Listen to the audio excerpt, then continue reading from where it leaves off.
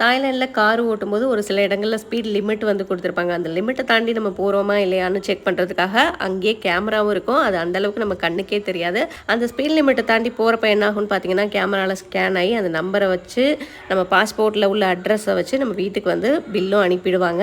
இந்த பில் அமௌண்ட்டை வந்து நம்ம கொடுக்குற தேதியில் வந்து கட்ட முடியல அப்படின்னா வந்துட்டு அடுத்து வந்து ஃபைனோட கட்டுற மாதிரி இருக்கும். ஃபுல்லாகவே வந்து கட்டாமல் விட்டோம் அப்படின்னா நம்ம கார் சேல் பண்ணுறப்ப இந்த பில்லெல்லாம் வந்துட்டு அப்படியே ஆட் ஆகி அந்த அமௌண்ட் வந்து நம்ம கார் சேல் பண்ணுறப்ப கண்டிப்பாக கட்டி தான் ஆகணும். இதெல்லாம் வந்து ஸ்பீடாக போனதால் வந்த பில்லு தான். இதில் வந்து பார்த்தீங்கன்னா நம்மளோட நேம், அதுக்கப்புறம் பாஸ்போர்ட் நம்பர், என்ன டைப் ஆஃப் வண்டி அப்படிங்கிறதெல்லாம் வந்துட்டு இந்த ஒரு பேப்பர்லேயே வந்துடும். இதில் நம்ம என்ன தப்பு பண்ணியிருக்கோம் அப்படின்னு பார்த்தீங்கன்னா, ஸ்பீடு லிமிட் 60ல் தான் வந்து போகணும். நம்ம 99ல் வந்து போயிருக்கோம். இவ்வளோ ஸ்லோவாக காரை ஓட்டி உங்களுக்கு எப்படி பில்லு வந்துச்சுன்னு நீங்கள் நினைக்கலாம். இதெல்லாம் நான் ஓட்டி வந்த பில்லில் என்னோட ஹஸ்பண்ட் ஓட்டி வந்த பில்லு தான். நம்ம இந்தியாலையுமே இந்த மாதிரி ரூல்ஸ் எல்லாம் இப்போ வந்துருச்சு அப்படின்னு நினைக்கிறேன். ஸோ நீங்கள் இருக்க இடத்துல இந்த மாதிரி ஸ்பீடாக போய் பில் கட்டின எக்ஸ்பீரியன்ஸ் இருந்துச்சுன்னா மறக்காமல் ஷேர் பண்ணுங்கள்.